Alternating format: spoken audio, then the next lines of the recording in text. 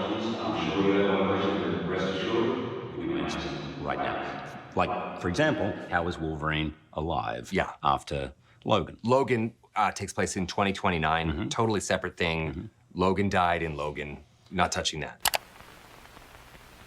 Logan is one of the greatest superhero movies ever made. It is a spectacular love letter to the Fox X-Men franchise. It is especially a love letter to the character of Wolverine. Rather than spanning across giant-scale, universe-shattering stakes and battling giant world-ending threats, it focuses on Logan. Instead of showing us who we want him to be and the hero we love, the film shows us who he is. A broken man with a broken past. A man who can never truly heal from the mistakes and trauma that he has endured. A man slowly dying to the same adamantium skeleton that was supposed to make him a superhero to begin with. A man who has lost all hope and no longer has any faith in himself. A man who's lucky to make it even one more day. Then we are introduced to Laura, a child who was treated like a weapon, a child who was raised in a lab, a child with no father or mother to comfort her, a child with no home, a child to do one thing and one thing only. Kill. This is Logan's chance at redemption. His call to action. Charles Xavier knows he can't change Logan, but she can. Laura is a new mutant. She's a chance at survival. Upon finding Laura and watching the video footage from the nurse that introduced Logan to her, he realizes that she's just like him, broken. Learning more and more about her and knowing that Charles's last wish was to keep her safe and get her to Eden, he goes. Even when every cell in his body is telling him no, and every logical thought in his head is telling him that this promised land doesn't exist, he goes. Not because Eden is even a real place or because there will be a big stack of cash awaiting for him when he arrives, but because of his fundamental inclination to do good, whether it's convenient for him or not. This is a core trait that Logan is losing. His humanity is fading. And Charles sees this and it worries him. That's why when Laura does show up, Charles is so adamant on protecting her and keeping her with Logan. She is the key to Logan's heart. Not because she is his biological daughter, but because she is a mirror. She went through the same torture and trauma Logan did and is set to walk the same painful and miserable path Logan is currently walking. But Logan has a choice to be better. Because at the end of the day, it is our choice to be who we are, not what some other people tell you should be. Logan becomes himself again. Logan becomes the hero he always was, even if it means risking his own life to give someone else a better shot at living. But most importantly, Logan is a reminder that all stories come to an end. All stories need an ending. Whether that be going out with a bang, a quiet whimper, or a brutal and bloody battle. Whether it be happy or sad, everyone deserves an ending. I saw you die. I see you on your back. There's blood everywhere. You're holding your own heart in your hand.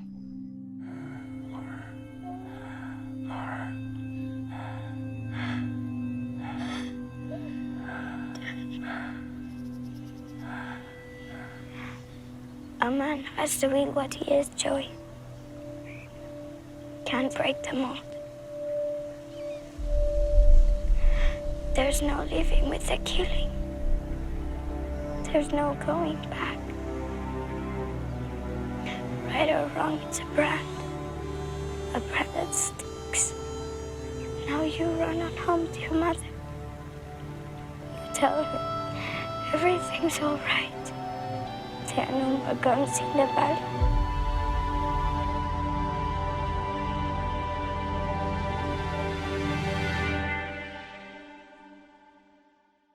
Anyway, Deadpool and Wolverine opens with our titular character digging up the body of our fallen hero, puppeting him around like a toy, and then uses the corpse as a weapon of mass murder for cheap jokes and a funny credit sequence.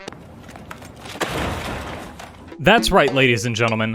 These two individuals were lying to your faces when they said this. Logan died in Logan. Not touching that. You agreed to stay away! I lied.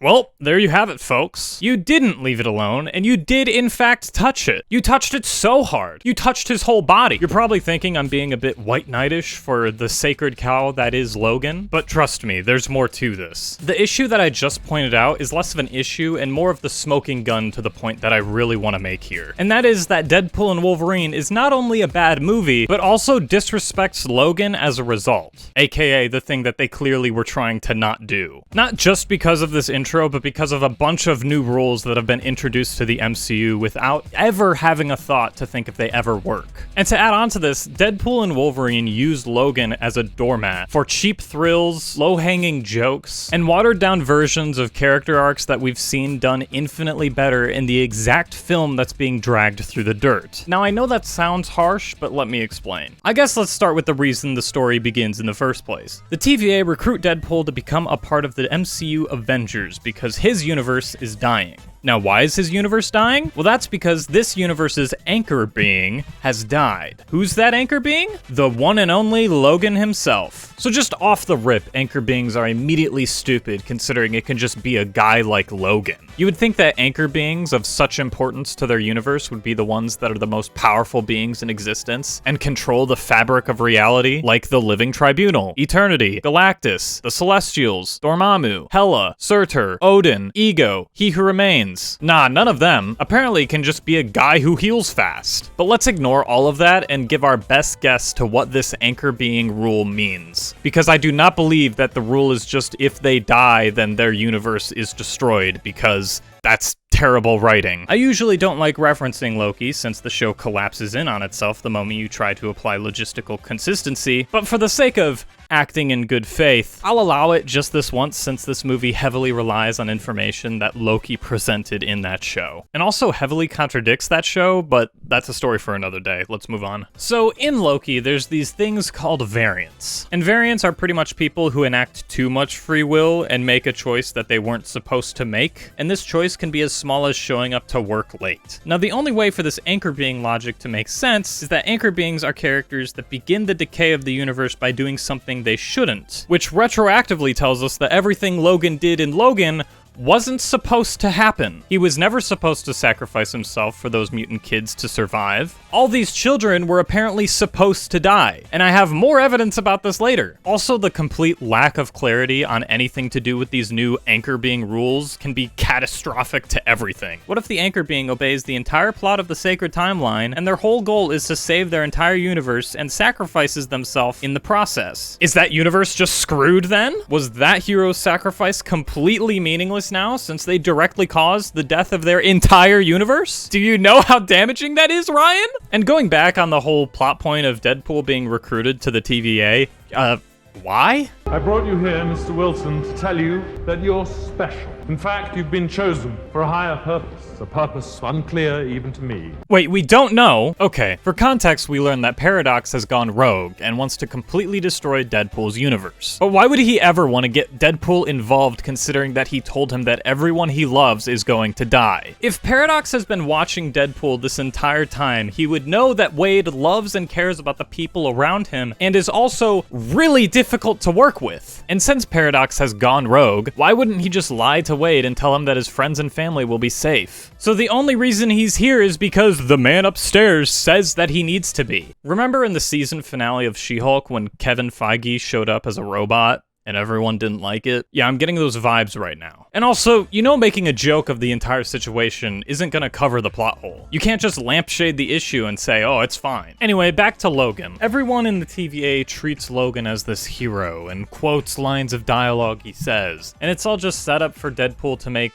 another joke that's not really funny. The joke is just, Logan's so popular, I'm angry. Deadpool then goes and tries to find a new Logan for his universe. And the one that he inevitably chooses is apparently the worst one, and is described to be an unforgivable man who let his entire world down. Now this has to be some pretty heavy stuff we're dealing with here, right? Considering that this is the worst Logan out of the entire multiverse. What heinous acts could he have possibly committed to be considered the worst Logan? Now later in the movie, we are told that this unforgivable sin is just the fact that when all the humans started hunting the X-Men, all the X-Men were killed because Logan was off drinking, apparently. Here I was thinking that this Logan made a deal with Apocalypse and enslaved the entire human race, but apparently he just drinks too much. So we're all in agreement that this idea that this is the worst Logan is stupid, right? Like, that's not true. There's worse ones out there. And if we're considering that the multiverse is in fact infinite, then what I just told you about Logan making a deal with Apocalypse happened somewhere. But no, we're just stuck with this pathetic excuse of a replacement. Keyword is replacement. Remember that for later. Another problem I have is X-32 in this movie. Yes, Laura is in this movie. And it's the same exact version from Logan. And she is stuck in the void, aka the end of time. And to be sent there to begin with, you have to be a variant that needs to be pruned, because either you aren't supposed to exist or made a decision that you weren't supposed to make. Do you see the problem here? This is more proof to my theory that Logan wasn't supposed to sacrifice himself and Laura was never supposed to make it across the border. And by the way, the movie never explains to us why the variants are here in the first place. Did Ryan even watch Loki? On the topic of Loki, at least Loki explained why they're there.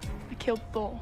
So, after I vanquished Captain America and Iron Man, I claimed my prize. All 6 Infinity Stones. Well, at least my Nexus event wasn't eating the wrong neighbor's cat. In my timeline, everything proceeded correctly my entire life until Thanos attacked our ship. I cast a projection of myself, so real, even the mad Titan believed it, then hid as inanimate debris. After I faked my death, I simply drifted in space, away from Thor, away from everything. Landed on a remote planet and stayed there in isolation for a long, long time. I missed my brother, and I wondered if he missed me, if anybody else did. But as soon as I took my first steps to getting off the planet, the TVA arrived. I can't believe this movie is so bad that it just made me compliment Loki. The only explanation that we get is that the TVA showed up at their doorstep, told them that their universe was dying, and sent them here. So my question is, why did the TVA have to tell them about this? Elektra says something about the TVA knowing that they wouldn't go down without a fight, but let's be real here. I don't think a girl with size is gonna be able to fight back the implosion of their universe. Like, I'm sorry, there's no reason for them to be here. Anyway, ignoring the fact that they failed to explain why these cameos are here. Later on, we see Laura and Wolverine having a conversation at a campfire. And not only is this just a lesser version of Logan's arc in Logan, it also misunderstands the point of Logan. Now, in the trailers, we get this dialogue between Wolverine and Laura. You got the wrong guy. You were always the wrong guy, till you weren't. Now, while I think that line could have been written a bit differently to make more sense, I have barely any problems with it, but this is the theatrical version. Whoever you think I am, you got the wrong guy. You were always the wrong guy.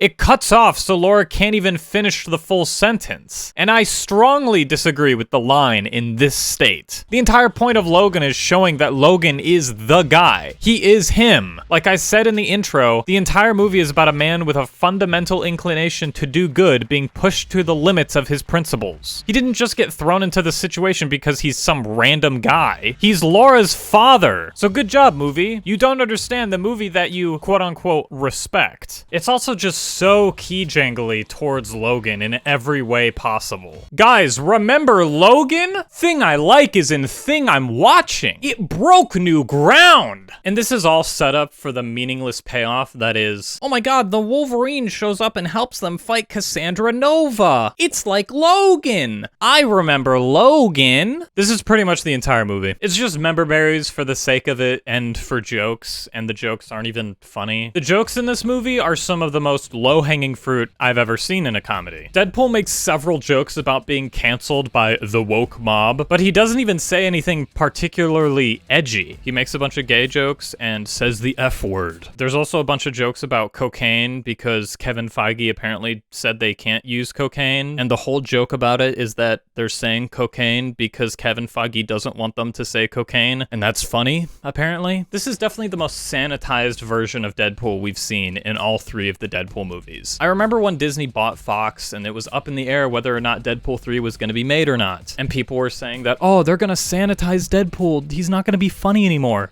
And that's exactly what happened. Apparently people just forgot about that. The edgiest joke is probably just making fun of Hugh Jackman because of his divorce, but the joke is extremely light on it. It mentions it once. This movie also really wants to be a buddy cop film, but it really isn't at all. The entire time, Wolverine just kind of stands there and says, "Shut up, Deadpool, you make too many jokes." And also just to have one of the most watered down character arcs that I've ever seen. His character arc begins and ends in the second act, and it's so obviously shoehorned in because the writers just didn't know what to do with the character character, so they're just like, all right, we watched Logan, let's just run that back and make it 100 times less meaningful. His character arc is completed in like 5 lines of dialogue. Deadpool isn't a great character either. He quits being Deadpool because he was denied when applying to the Avengers because he wants to matter, and the Avengers is the only way to matter. Okay, Wade, sure. Absolutely no other way to matter. Also, hang on. How does he talk to Happy Hogan in Earth 616? Oh wait, he uses the time travel watch to jump into a different universe? Let me say that slower for you. He uses the time travel watch to travel between universes. Hey Ryan,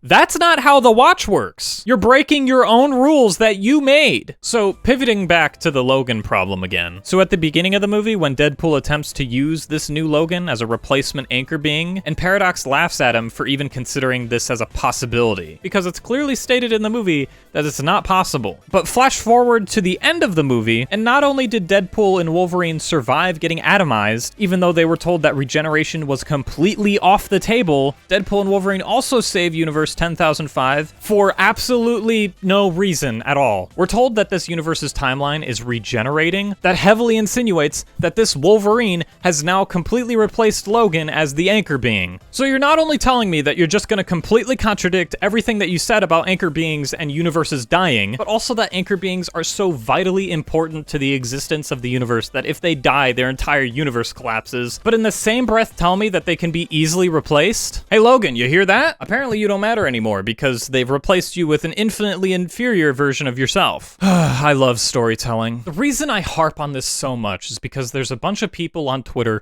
and online that say that the multiverse as a concept is ultimately meaningless and broken. And I disagree strongly. There's so much potential for stories set in this premise. Into the Spider-Verse, Everything Everywhere All at Once, the Lego Movie. Yes, the Lego Movie is a multiverse movie. Fight me, I will kill you. And it's insane that Hollywood keeps getting away with learning the wrong lessons from these multiverse movies just so that they can make more money off of cameos. And even people saying that Marvel finally put out a hit and that the MCU is back and that this is the movie that we need right now. It's so insane to me. These people need a lobotomy. People clearly don't remember Guardians 3, apparently. And yes, I take back my previous statements. This movie is actually good. Goodbye. This movie has just done everything we make fun of Marvel for inevitably doing. We make fun of the whole idea of bringing back Iron Man, and this movie did the exact same thing with Logan. This movie is the definition of incoherent Marvel slop. This is among the same garbage that we've been fed for the past 5 years. Flashy visuals and shiny key jangling, with no meaningful character arcs or any emotional payoff. But no, this time it's okay because we will abandon all critical thinking skills because this movie is funny and Deadpool is in it. I've been giving this movie a 3 out of 10 on Twitter, and honestly, I have no idea why I'm being that generous. This entire movie is just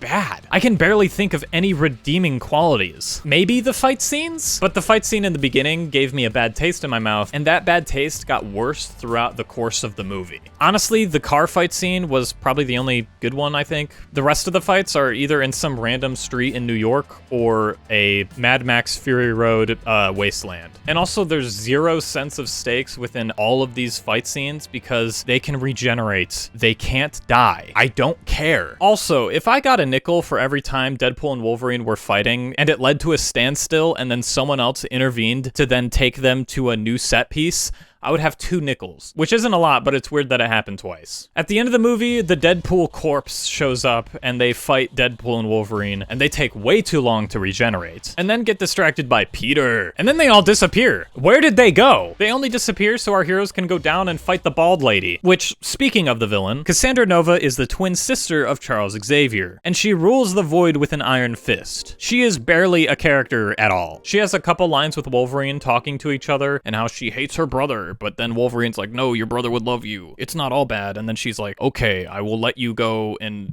fight the TVA. And the way they get back to their universe is that she uses a Doctor Strange sling ring to travel through time. Hey, Ryan, that's not how sling rings work. Ignoring the fact that the writers didn't watch Doctor Strange or Infinity War or Endgame or No Way Home, they just decided that sling rings can now just travel through time. And at the end of the movie, Cassandra just decides to be the bad bad guy again, because the movie needs her to be, obviously. The meaningful speech that Wolverine gave her apparently didn't mean anything. The CGI is also pretty dated already. The fake CGI blood looks really bad. It looks like Zack Snyder blood from the Justice League, bright red jello. And when Wolverine just decides to put his helmet on at the end, it's all CGI, and it looks disgusting. There's a scene in this movie where he jumps out of a bus, and he just looks like a PS3 character on a fighting game that's in the select screen, and he's just like doing default animations. Also, when he puts on the helmet, Deadpool asks him why is he wearing it now, and Wolverine just says, for killing mostly. Why didn't you put it on earlier, when you were actually killing people? Because here you're fighting Deadpools. Deadpools regenerate. I don't know if you know that yet, Wolverine. You've been fighting one this entire movie. Half of the jokes are just lampshading because funny, and none of them work. The cameos are so gratuitous that I might throw up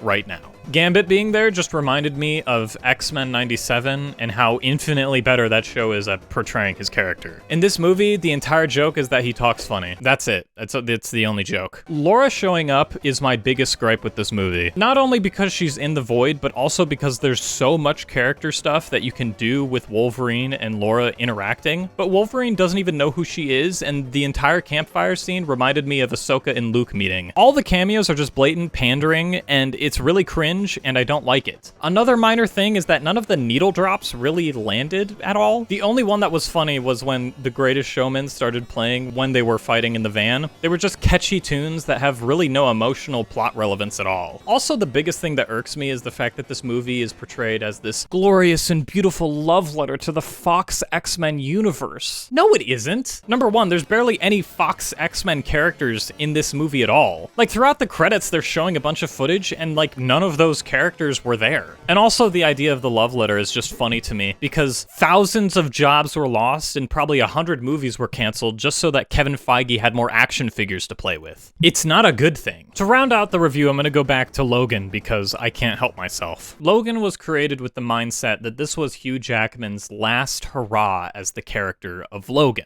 Not because it was going to make billions of dollars or the movie was going to be non-stop action scenes, but because the character deserved an ending. Every story needs an ending. It's the most important part about a story. Now let's shift our mindset to that of Deadpool and Wolverine. Yeah, Logan exists, but we want Hugh Jackman back because it's cool. No one deserves an ending as long as we can milk them for content. And if any of you think that's harsh or incorrect, I'm sorry, you're wrong. The movie outright self-reports. Disney brought him back. They're gonna make him do this till he's 90. Oh, but it was a joke. Really?